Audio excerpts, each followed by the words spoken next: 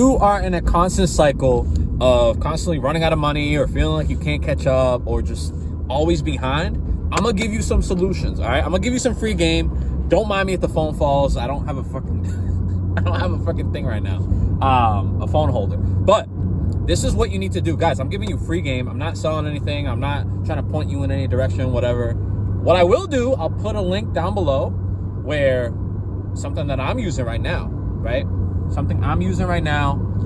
It's just an instrument, it's just a tool. Everything out there is just a tool to get you from point A to point B, right? But if you're constantly worrying about, damn, like I'm sick of my job, like I'm barely making it by, like the economy's crazy right now, okay? So we all want to win, right?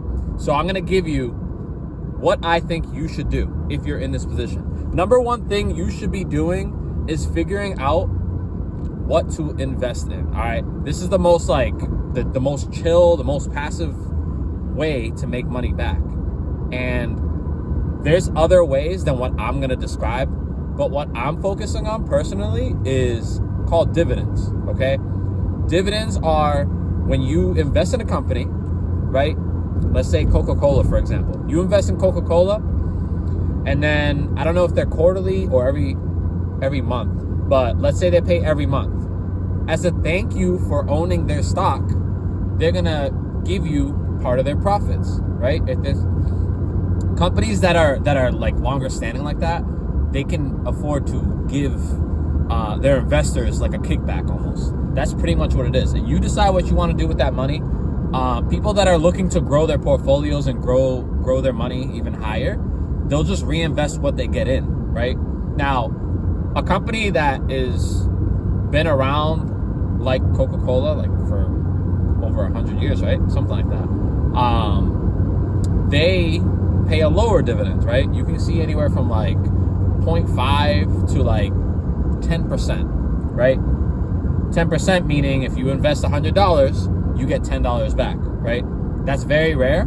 And the reason why those companies pay higher is because they're either newer or there's a lot of volatility, meaning that it's just risky, okay? So I actually do have one of those. I think it's UTLY. Look that up, UTLY. That's one of the ones that I've been investing heavily in. And I think they're 7%, 8%. So from what I know, they are a newer company. So that's why their percentage is a little bit higher. But they do pay weekly, which you don't really see that when it comes to dividends. They pay weekly. So right now I have a good amount in there. I'm investing pretty aggressively, right? So every day I'm putting in a certain amount.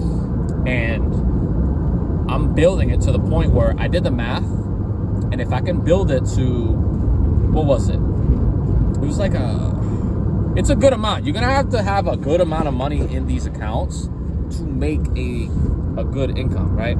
So $100,000, let's say, right? $100,000. That will pay, I believe it was $1,000 a month, something like that, or I got to do the math again, right?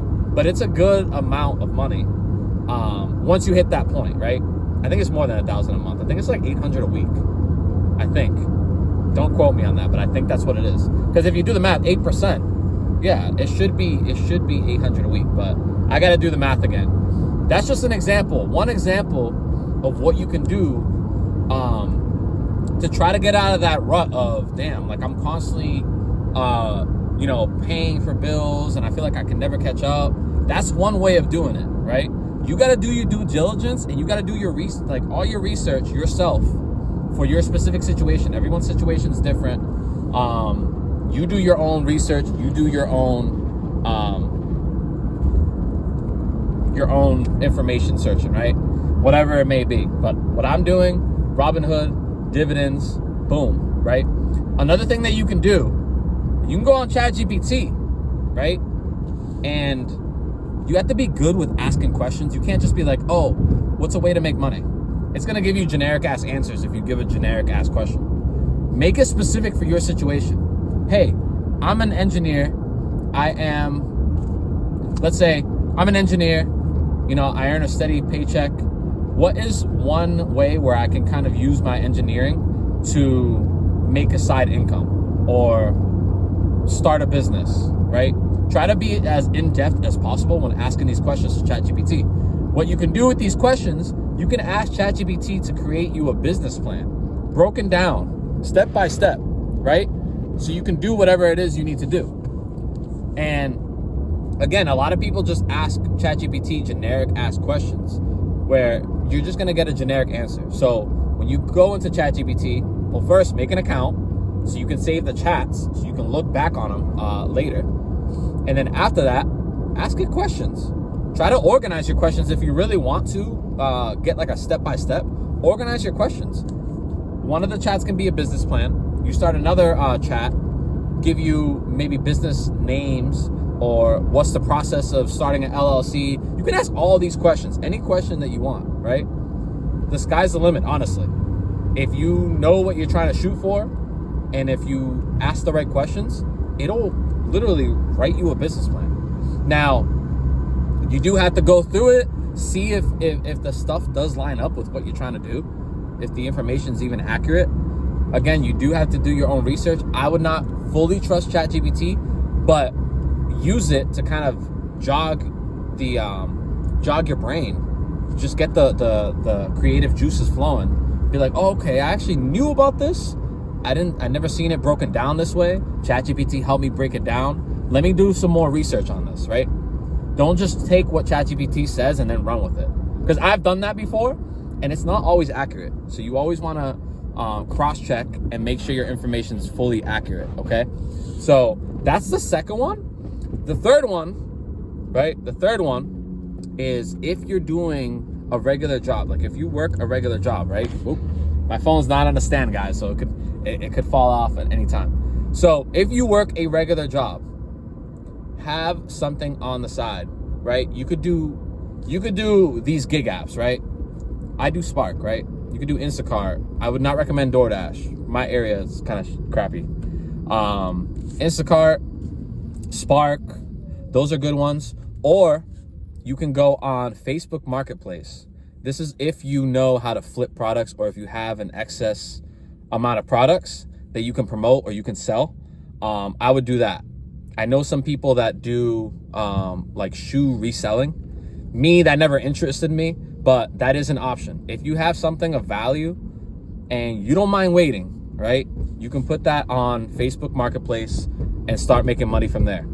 So I just gave you right off the top of my head 3 ideas that I think would work. 2 of them I'm doing right now, right? The investing, I'm investing heavy into this.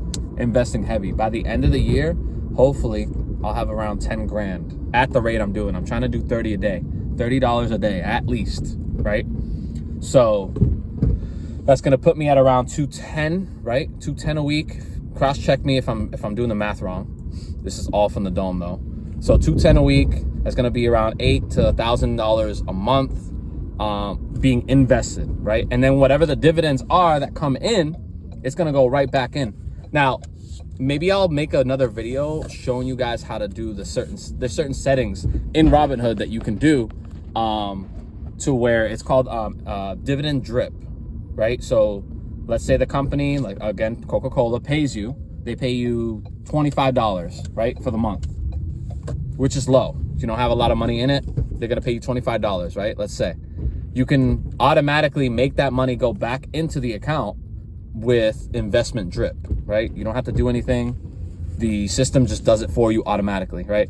There's a lot of settings that you can, not too many settings, but there's some settings that you can use to your advantage on the Robinhood platform. But I'm gonna do y'all a favor and I'm gonna put the link in the description.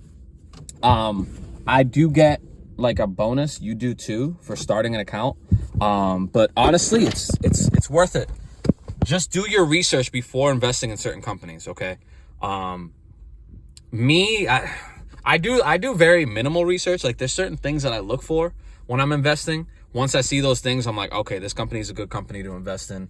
Let's just do it, right? I try not to overthink. I used to be the type that I still do it to this day, where I overanalyze and then get stuck in this analysis paralysis, right? I try to prevent that as much as possible. But yeah, I'm gonna leave the link for that down below in the description, guys. please do your research. Again, do your research, find out what options are best for you, and yeah, best of luck. If you guys found this video helpful, make sure you share it to anyone you think it would help. And yeah, I'll see you guys on the next one. Take care.